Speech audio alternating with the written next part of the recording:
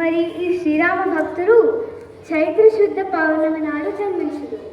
మరి హనుమంతుడి తల్లిదండ్రులు అంజలి మాత కేసరి.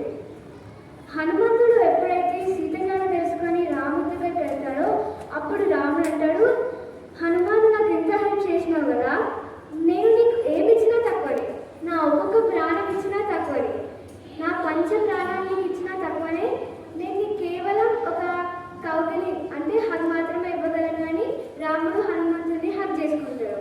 మళ్ళీ రాముడు హనుమంతుడిని అంటాడు పురుషోత్తమ. మరి పురుషోత్తమ అంటే పురుషులలో ఉత్తముడు. మరి మనం అనుకుంటాం వానరం అంటే అది ఒక కోతి అని, కానీ వానరం అంటే ఒక పెద్ద జాతి. హనుమంతుడు లంకాదహనం చేసిండు, అది అందరూ కోతి చేసిన అనుకుంటారు, కానీ లంకాదహనం అనేది చాలా పెద్ద రాజనీతి.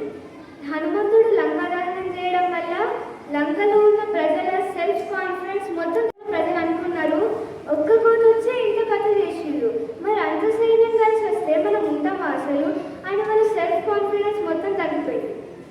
మరి మరి ఒకవేళ ధైర్యం మొత్తం లేకపోతే యుద్ధంలో గెలుస్తారా? గెలవరు.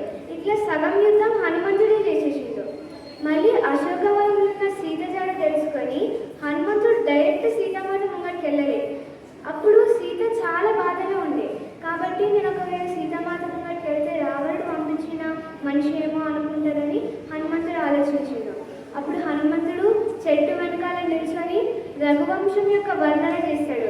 అంటే రాముడు, దశరథుడు, రఘువు, అజుడు, దిలీపుడు ఈ తరతరాల పెద్దల కీర్తిని ఒక పాట రూపంలో పాడతాడు. అప్పుడు సీత కనిపిస్తుంది. రాముడే కాకుండా తరతరాలు తెలుసంటే ఇతను మా మనిషి అయి ఉంటాడు, రాముడే పంపించిండు కావచ్చు అని సీత కొంచెం ప్రశాంతంగా అవుతుంది. అప్పుడు హనుమంతుడు సీతామాత దగ్గరకు వచ్చి పరిచయం చేసుకుంటాడు. మరి ఇట్లా హనుమంతుడు ఒక సైకాలజిస్ట్. అతను ఇతరుల మనసులో ఉన్న విషయాలు ఈజీగా అర్థం చేసుకుంటుండే. మరి రామాయణంలో 2 క్యారెక్టర్స్ ఉంటాయి, రావణుడు, హనుమంతుడు. మరి రావణుడు అయితే చాలా బుద్ధిమంతుడు, ధైర్యవంతుడు, అతనికి అన్ని గుణాలు ఉన్నాయి. హనుమంతుడు చాలా బలవంతుడు, బుద్ధిమంతుడు.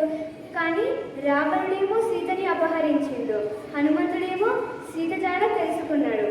రావణుడికి ఎంత చెప్తున్నా అతను చేసిన పనుల వల్ల లాస్ట్కి అంతమైపోయాడు. హనుమంతుడు చేసిన మంచి పనుల వల్ల ఇప్పటికీ కూడా హనుమంతుడు అన్ని ఊర్ల నుంచి పూజలు అందుకుంటున్నాడు. రాముడి గుడిలో ఖచ్చితంగా హనుమంతుడు ఉంటాడు.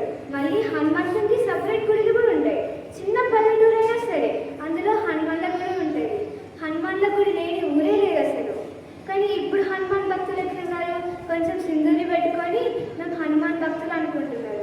కానీ నిజమైన హనుమాన్ భక్తులు ఎవరంటే రాముడి కార్యం అందరికీ చెప్పడము, ఇంకా హనుమంతుని మార్గంలో ఎవరైతే ఉంటారో వారే నిజమైన హనుమంతుని భక్తులు. మరి ఈ హనుమాన్ జయంతికి మనం హనుమంతుని గుణాలు తెలుసుకున్నాం. మరి ఈ అవకాశం ఇచ్చిన ఎస్పీఆర్ స్కూల్ మేనేజ్మెంట్కి ఇంకా ప్రతి ఒక్కరికి పేరు పేరున మనం ఇప్పుడు థాంక్స్ చెప్తాం. గట్టిగా ఒకసారి మనం క్లాప్స్ కొడతాం అందరికీ చేసి.